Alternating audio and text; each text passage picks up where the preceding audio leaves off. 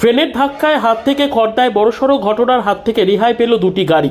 রবিবার রাতে খড়দায় বড়সড় ঘটনার হাত থেকে রক্ষা পেল দুটি যাত্রী। গাড়ি দুটিতে যাত্রী না থাকায় বিপদের হাত থেকে রেহাই মিলেছে। স্থানীয় সূত্রে জানা গিয়েছে, শিয়ালদহগামী ডাউন হাজারদুয়ারি এক্সপ্রেস খড়দা স্টেশনে ঢুকে পড়ায় গেটম্যান গেট নামিয়ে দেন। রহরার দিকে যাওয়া দুটি গাড়ি লেভেল ক্রসিংয়ে আটকে পড়ে।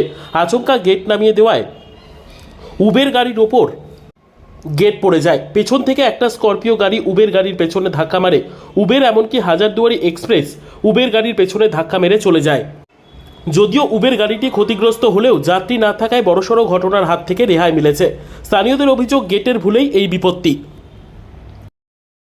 একটা লাইনে গাড়ি ছিল, 1 নম্বরও গাড়ি ছিল, 2 নম্বরও আমি যে গাড়ি ট্রেনে এসেছি ওইখানে ট্রেনটা দাঁড়িয়ে ছিল। তো নেমে তো যেহেতু পাড়ার ছেলে এসে হেল্প করছি, তো স্করপিওটা আর হচ্ছিল সেটা কি গাড়ি ছিল, উবেরটাকে বললাম একটু এগিয়ে যেতে, ওরা একটু এগিয়ে এসছে। এখানে গেট ম্যানের দোষ, তো একটু যদি 2 মিনিট আগে যদি খুলে যেত তাহলে গাড়িগুলো বেরিয়ে যেত। তার আগে যে কটা গাড়ি ছিল, টোটো ছিল, সেগুলোকে পাস করিয়ে দিয়েছি।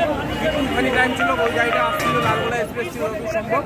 তো ওই গাড়িটাও যথেষ্ট চেষ্টা করেছে ব্রেক মেরেছে, কিন্তু ওইটুকু সময়ের মধ্যে আমি ছিলাম আর একটা ভদ্র মেয়ে ছিল, সেই মেয়েটা একটু আহত হয়েছে। মানে কোথায় ছিল মেয়েটা আর ভদ্রলোক? পাশে ছিল। আচ্ছা। আর আমি বুলেরো তার পাশে গাড়িটার মধ্যে দাঁড়িয়েছিলাম, যে আমি ভিডিও করবো। তার আগের ভিডিওগুলো আমি করেছি, তো সেটার জন্য আমি তো ভয় পেয়ে আমি দৌড়ে চলে এসেছি। কিছুতে আওয়াজ হলো, আচ্ছা, আমার পাশে থেকে মেয়েটা ছিটকে এসে পড়লো, একটা ছেলে তুলে নিয়ে চলে গেল। মানে মেয়েটা কি পথচারী? পথচারী না, মেয়েটা ওখানে ফটো তুলতে এসেছিল। আচ্ছা আচ্ছা। তো সেই জায়গাটা থেকে মেয়েটা তো চলে গেল, পরে থেকে এই অবস্থা। সরাসরি গাড়িটা লালগোলা ছিল? লালগোলা, ঠিক লালগোলার মধ্যেই ছিল। এটা হাজারিবাগ এক্সপ্রেস। এটা 4 নম্বর দিয়ে না 3 নম্বর দিয়ে গেছে? 4 নম্বর দিয়ে। 4 নম্বর দিয়ে। এটা কি প্রথমে কোন গাড়িটাকে ধাক্কা মেরেছে? উবের? বোলেরোকে? বোলেরো এসে উপর ছিল। আচ্ছা, ওরা গাড়িগুলো দাঁড়িয়ে ছিল। আচ্ছা।